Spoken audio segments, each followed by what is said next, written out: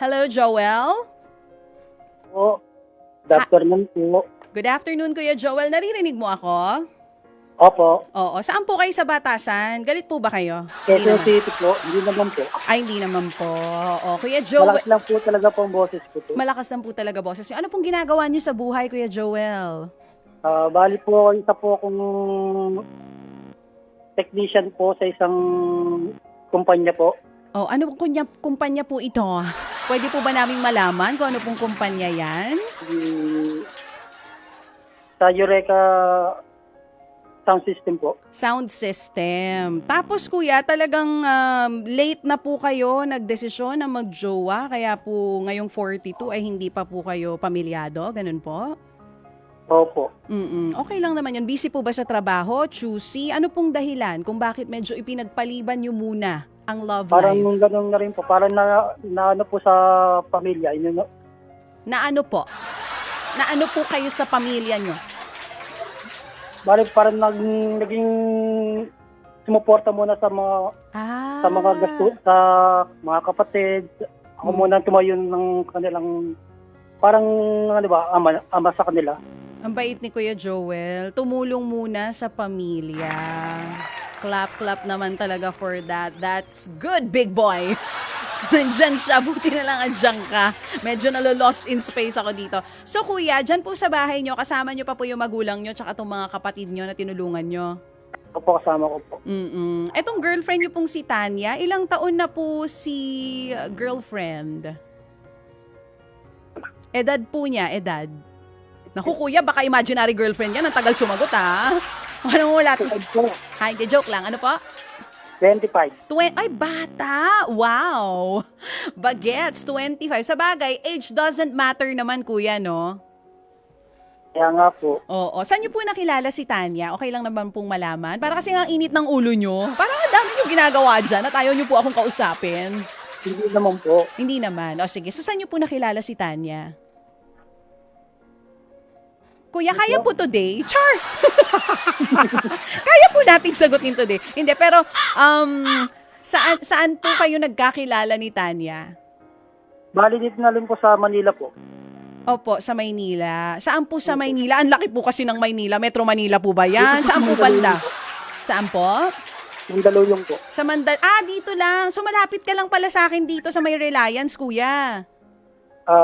Opo. Oo, sa Mandaluyong kayo nagkakilala. Sa loob po sa labas. Chareng! Kayo naman, pinapatawa ko lang kayo eh. So, saan po dito, kuya? Saan po? Sa isang bar? Sa isa po bang, paano to? Para sa isang event lang kami nagkakilala. Kasi nga sa sound system ka nag-work. So, Opo. sa isa-isang event place, nagkakilala kayo sa trabaho. Opo. Ano po bang trabaho nitong si Tanya? Bali parang isa po siyang sa production po siya. Parang Kasama po siya sa production. bakit hindi po kayo sigurado sa girlfriend ninyo, kuya? Bakit parang? Yung totoo, maming ka, imaginary girlfriend talaga to, no? Chareng, chika lang. Hindi naman, oo. Bali production po siya nagtatrabaho. Sa production. Ano po exactly ang trabaho ni Tanya sa production? Bali ano po siya, yung Ang tagal siya yung nagbubuan ng... Ang siya tagal yung sumagot ni Kuya para talagang walang girlfriend, ha? Ano po siya doon? Siya yung manager sa mga event. Siya yung nagmamanage po. Okay. Events manager itong girlfriend ni Kuya. So, gaano na po kayo katagal ni Tanya? Bali 1 year na po kami. Oo. Lahat ng sagot ni Kuya parang di talaga siya sure, no? Yung totoo, Jeff. Kuya mo to, no? Charing. Okay. So, sige. So, ang problema nyo daw po, 1 year na kayo, pero hindi ka pa rin pinapakilala. Kwento mo sa amin. I mean, 1 year na kayo, nagkakilala kayo sa isang events place. Ano pong tawagan nyo ni Tanya? Babe po. Babe. Oo. Nasaan si Babe ngayon? Bali nasa trabaho po siya ngayon. Tapos, ano pong problema ninyo dito kay Tanya? Yung nga po, bali, ang daing ko lang po, ako po yung lahat ng nagbibigay sa kanila ng mga pangbayad sa internet, tapos sa mga kuryente, sa mga gastusin. Ginawa kang sugar Tapos- daddy. Ganon.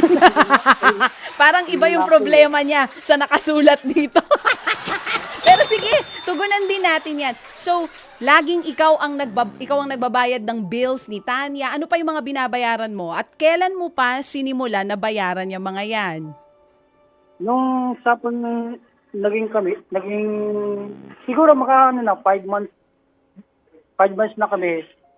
Kaya ko naportahan muna siya yung kanyang internet. O sige, kuya, Iba- ganito. mga grocery. Para hindi ka kabahan, ang gawin natin, kuya, hinga ka muna ng malalim. Hinga kang malalim. Okay, hindi ka na kinakabahan? Medyo po. Medyo. So, ang problema mo, laging ikaw nagbabayad ng mga bills ni Tanya. Opo. Oo. Mga kuryente. Tapos minsan binibigyan ko po siya ng pang-budget, pang-grocery, Ano pa? sa bahay. Mhm. Ang kinaano ko lang, hindi niyo po pinapakilala sa kanyang magulang. Sa dami na ng nagastos mo, hindi ka pa niya napapakilala sa magulang. Sa Oo, mga... parang, Sige po, tuloy parang po. ganun po. Oo. Pero na-meet mo naman na yung friends ni Tanya, ganyan, o mga kapatid, baka may nakilala ka na, may mga gano'n naman, na-introduce ka na sa iba. Wala po naman po. Ay. So, 1 year na kayo, wala kang kilala sa buhay ni Tanya. Wala pa po. Kasi parang inaano niya ako, parang yung itinatago. Ayaw niya ako pakilala sa kanyang mga relatives, mga parents. Tinatago. Paano to? Parang kinakahiya ka ni Tanya? Hindi ko din po alam eh. Pero sure ka na boyfriend ka niya? Kasi, Oo naman po. oo, sigurado ka? Opo. Oo, kasi baka mamaya ikaw lang. Kasi minsan ganun yung akala mo magjowa kayo, pero yung pala, ikaw lang nakakaalam na magjowa pala kayo. Hindi po. Ba't nilalagyan mo ng ganyan, mga horror na background story? Eto si Big Boy, puro kalokohan eh. Pero sige, ang problem mo, 1 year na kayo pero nagtataka ka, tinatago ka niya, tapos wala ka pa nakilala sa mga kaibigan, di mo rin nakilala pamilya, lalo na magulang. So gusto mo na sana silang makilala. Opo. Kasi 1 year na po kami. Totoo. Alam niyo, nakakalungkot yung ganong feeling, no? Teka, sakto si Nia. Nia, pa-cross-post sa live, ha? Wala pa sa Facebook live. Gusto niyo yung on-air? Nagaganon ako dito, nagmamando ako. Thank you, Nia. I love you. I love you, guys. Pakainin ko kayong lahat na nandito. Pag tumama ako sa loto. Pero mabalik tayo ngayon dito kay Kuya. Alam nyo, yung ganitong klase ng problema, kagaya sa'yo, Kuya Joel, yung feeling na parang kinakahiya ka nga. Kasi 'di ba, parang sa ibang tao, lalo na sa babae, I don't know with other people, no. May mga babae na pag pinakilala ka na sa magulang, parang ibig sabihin na nun, uy, seryoso na sa akin 'to. Pina-meet the parents na ako eh. Sa mga babae, minsan parang yun yung batayan. Ewan ko sa lalaki, kasi syempre di naman ako lalaki. So nagigets ko somehow yung point mo. Kasi nga naman, 1 taon na kami, pero walang pa-meet the parents. Tapos even yung mga kaibigan, hindi ko rin kilala. Ngayon, kuya, ang tanong dyan, nasabi mo na ba kay Tanya itong concern mo? Baka naman kasi, hindi mo sinasabi. Kasi kung hindi mo yung sasabihin, hindi mareresolve yung problema nyo. Hindi, matagal ko na po sinabi sa kanya eh. Kung kailan niya ako ipapakilala sa kanyang magulang, sa kanyang mga relatives. Anong sabi niya? Relatives yon, hindi related. Pero related naman ang relatives, pwede na rin. O, tuloy. Sabi niya, wala pa daw siyang, ang sabi ko sa kanya, 1 year na tayo, bakit wala pa rin tayong... Gusto mo bang tawagan si Tanya? Tawagan kaya natin si Tanya nang magkausap kayo. Ayaw ni Tanya? Ay, ayaw ni Tanya, sayang. Gusto kong kausapin si Tanya. Ako mismong magtatanong, Tanya, bakit? Pero ikaw, kapag tinatanong mo siya, every time na bakit di ka pinapakilala, anong sinasagot sa'yo ni Tanya? Parang wala pa daw siyang oras. Lagi sinasabi. Ilang oras? Sa 1 taon, wala siya. Wala pa siyang, hindi ko alam po. Grabe no, hindi ako naniniwala doon sa walang oras because lagi tayong may oras sa mga taong mahal natin. We always make Hindi time. ko alam kung meron po siya tinatago sa akin.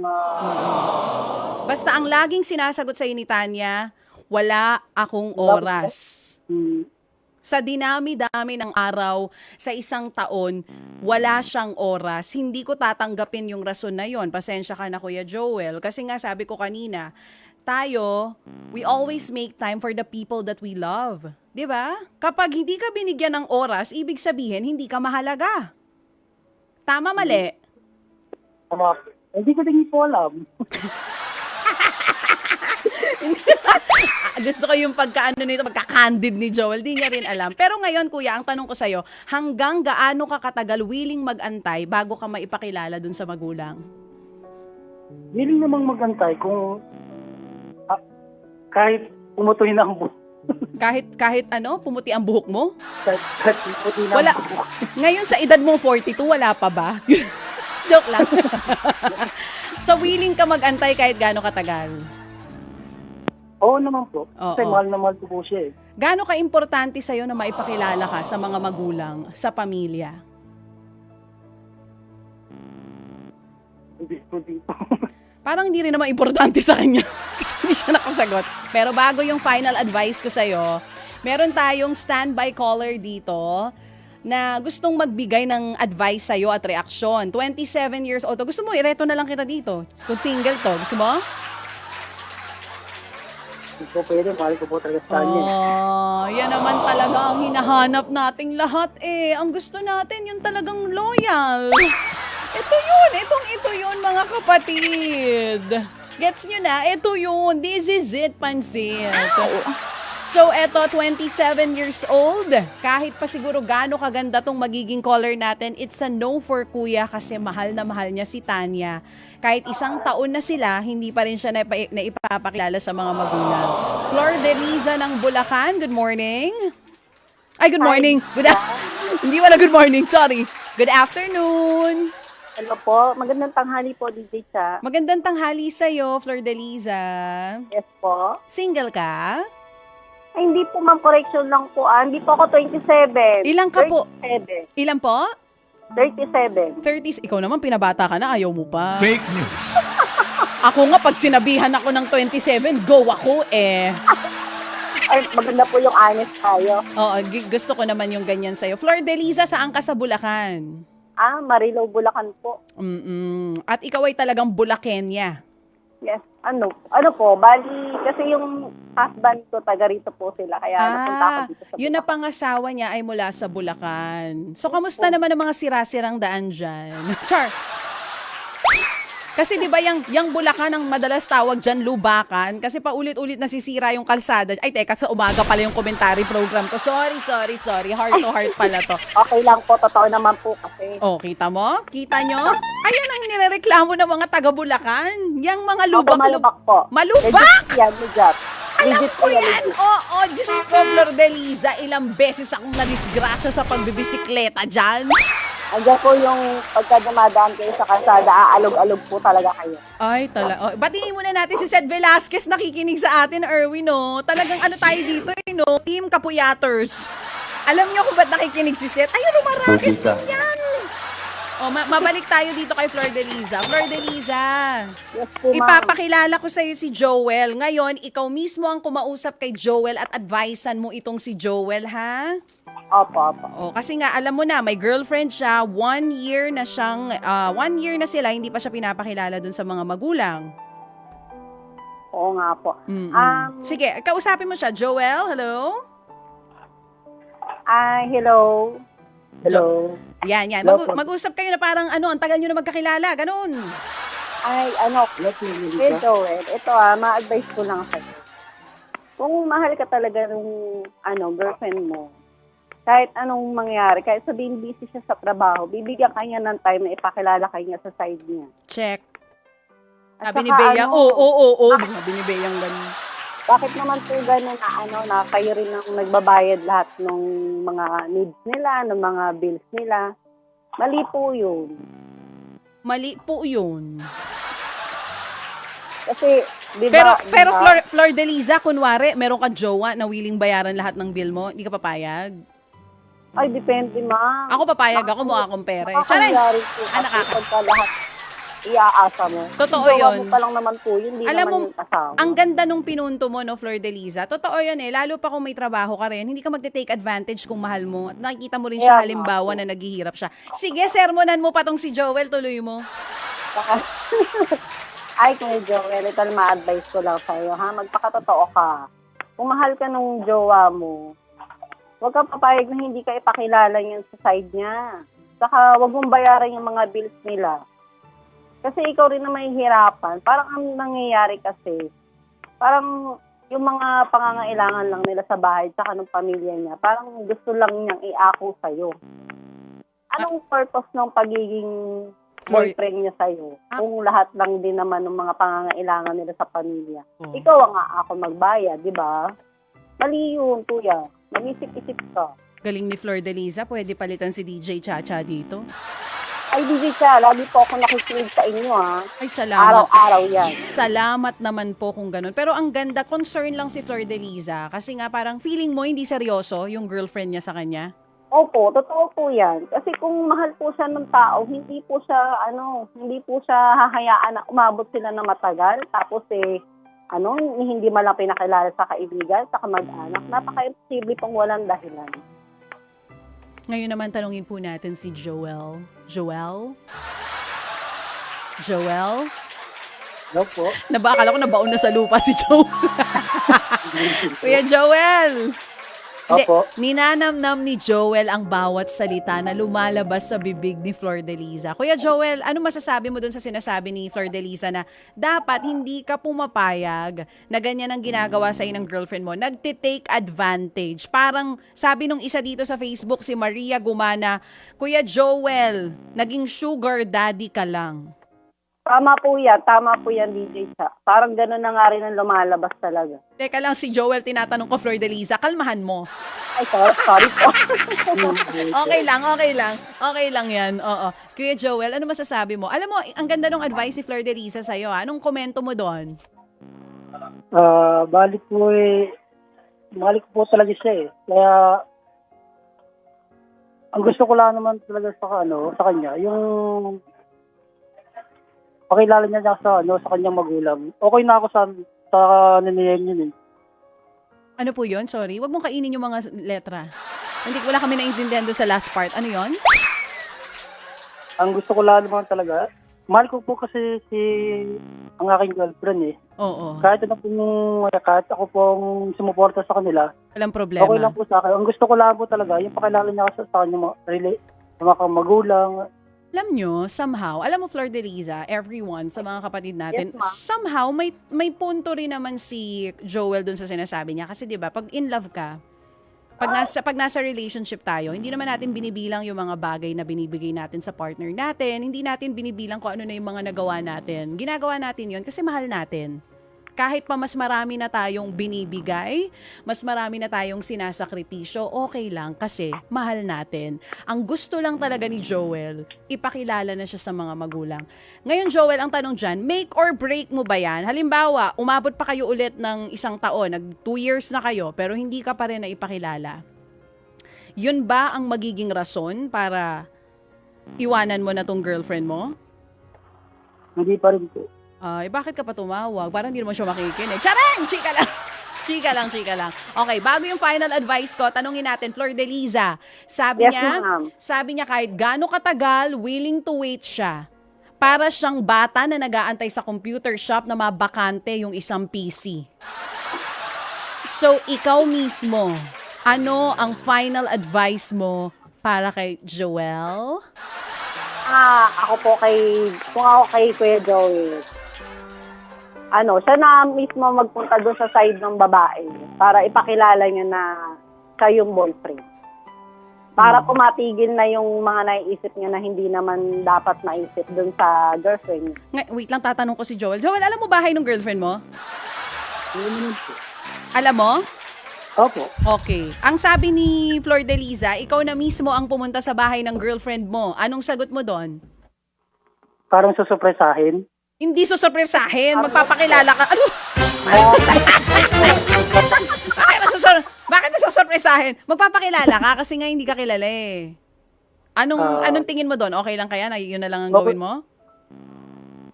Siguro, pwede pong mangyari po yun. Alam mo yung bahay niya, pero hindi ka pa nakakapasok sa bahay nila. Hindi pa po ako nakakaano sa kanilang bahay. Kasi nga ayaw niya ako pakilala sa kanyang magulang. So, paano mo nalaman na yung bahay na tinuturo ni Tanya ay bahay talaga nila? Kasi hindi ka pa nakakapasok eh. Ito yung di ba, pag mahigpit magulang mo, doon ka lang sa kanto ihahatid. Binigay niya lang sa akin yung address niya. Binigay niya sa'yo ang address niya, pero hindi pa tayo sure kung yun ang address. Joel? Hindi ko rin. Pero sure naman po na kaya lang po. Ang niya, huwag daw ako pumunta sa kanilang bahay. Pero paano ka nakakasiguro na yun yung address na tama yung binigay sa'yo? Sabi ni Erwin, magpag-grab ka daw kaya ng pagkain. Doon ha? Hindi dito. Baka dito mo pa yung padala. Alam ko gutom ako. Pero doon na sa bahay ng girlfriend mo. Pero sige, pasalamatan muna natin to si Flor de Liza bago yung final advice ko dito for Joel. Flor de Liza, mukhang mahirap kausap itong si Joel. Hindi siya makikinig sa atin. Ganun talaga ang taong in love. Ganun pa man. Thank you ha, Flor de Liza.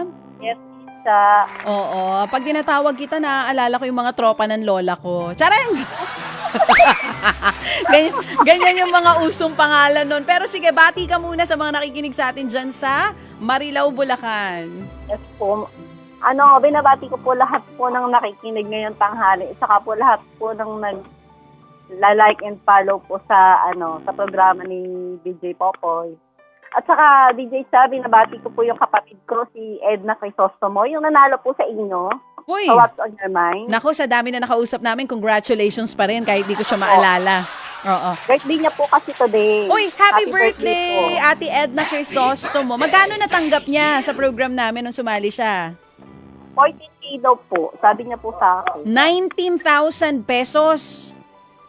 14K po ata. Hindi ko po sure kasi nabanggit niya lang po sa akin. Oh, ibati mo ako ng happy birthday sa kanya. Thank you ha, Flor de Liza, sa laging pagtutok Yes, sa Ma'am Radyo Lisa. 5. Salamat po.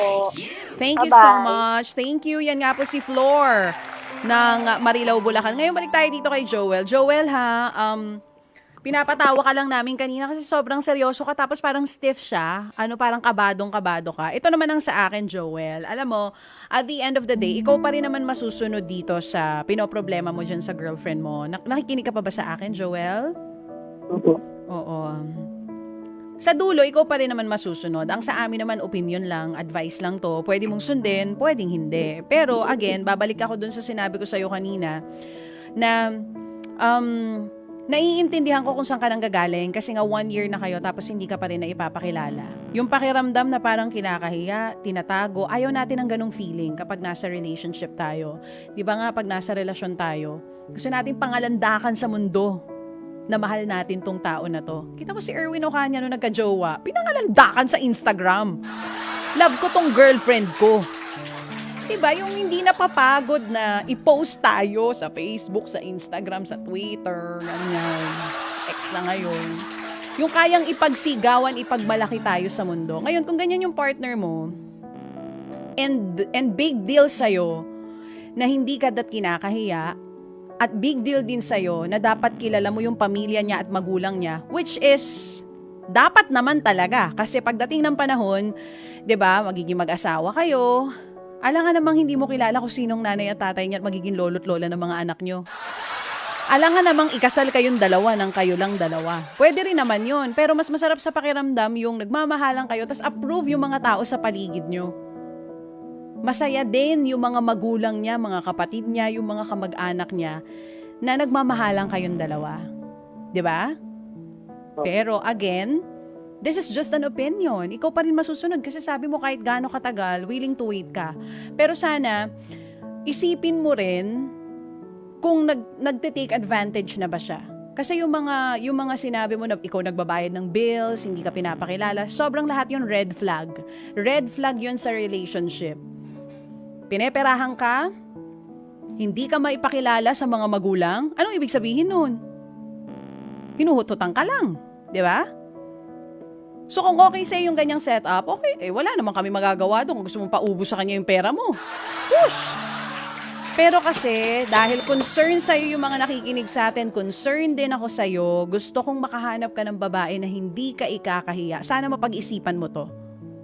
Diba? Sana dumating yung panahon na maipakilala ka talaga niya sa mga magulang. Or kung hindi man, sana, kung di kayo magkatuluyan, sa susunod na relasyon mo, hindi ganitong klaseng babae na ang mahanap mo. Sana ang mahanap mo na yung kaya kang maipagmalaki. Joel, Yes po. may message ka ba sa kanya? Opo. O sige, anong gusto mo sabihin kay Tanya? Na Tanya, masasabi ko lang sa iyo, kung kinakaya mo ko o ayaw mo ko kilala sa magulang mo, sabihin mo lang sa akin. Kasi ako rin nahihirapan eh. 1 year na tayong mag-girlfriend, tapos hindi mo pa rin ako pinapakilala.